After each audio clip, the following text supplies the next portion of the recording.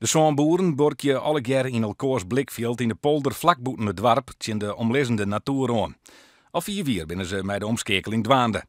Alle keer op haar eigen wijze, gewoon binnen al heel 4. 30% van de keihekkel inleveren voor Michel wel, voor mijn bedrijfsplan. We hebben natuurlijk heel veel les van gwozen.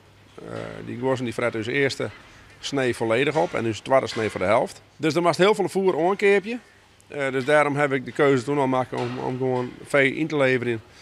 En gewoon minder voer aan te halen.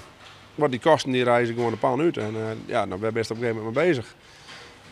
Je had in feite een toekomstbestendig bedrijf. Ja, ik heb een economisch gezond bedrijf opzet. En zo zag ik het ook en zo viel het nou ook. En het blijkt nou ook zo te wezen. Ik mede doordat ik zonnepanelen nou op dak heb. Ik heb een SDE-subsidie voor de komende 15 jaar. Dus voor de komende 15 jaar ben ik wel bedrijfszeker, ik zou zeggen. Om het plan volslijn uit te vieren moet er nog volle meer barren. De bedoeling is dat er een zuivelhoeve gebouwd wordt, dat op basis van molken van het eiland, siers en allerhande andere zuivelproducten maken wordt. Op termijn hoop je de boeren zo'n 10 cent meer voor de molken te barren. Maar dat wordt het nog wel een periode.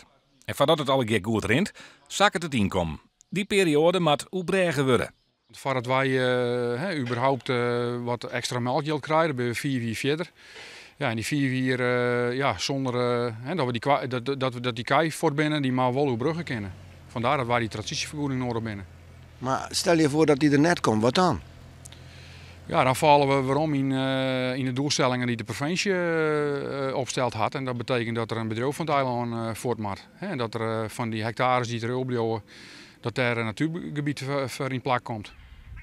In totaal gaat het om een bedrag van zo'n 2 miljoen euro dat de boeren nedergaan in de oergangsperiode. En dat kjelt dreig. Europa had al zijn dat de provincie deelt net ja mee, omdat zulks pensioen wordt als inkomensstype. En belutsen partijen als Friesland Campina en de Rabobank staan ook net te springen om er hield in te stekken, omdat ze bang binnen dat orenboeren dan hetzelfde willen.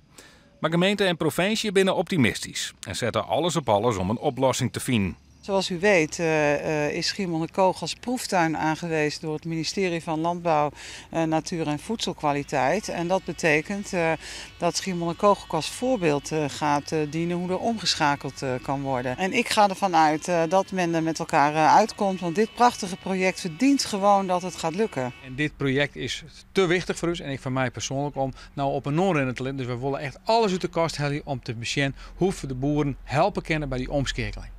Het hele plan is bedoeld om het stikstofprobleem op het eiland, dat nevens staakkundigen zwaar van verskraling van de natuur op te lossen en de toekomst van de boeren veilig te stellen.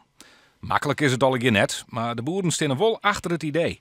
Ik denk juist dat er bij Natura 2000 gebieden er juist ruimte is om met elkaar tot een gezonde landbouw te komen. Natuur inclusieve landbouw, ja. Het evenwicht tussen boertje en natuur. Ja, dat is denk ik een hele belangrijke. En wij boeren zijn van de natuur. En ik denk dat het net zo heel 4 uit elkaar leidt. Alleen door de regelgeving ben er een prachtig ding scheef in. En ik denk dat daar heel wat te halen is. Ik vind het een prachtig project, vooral omdat wij als boeren zelf een oplossing bedenken. Het is gewoon een oplossing, vooral voor het eiland, waar de melkveehouderij waar takom staat.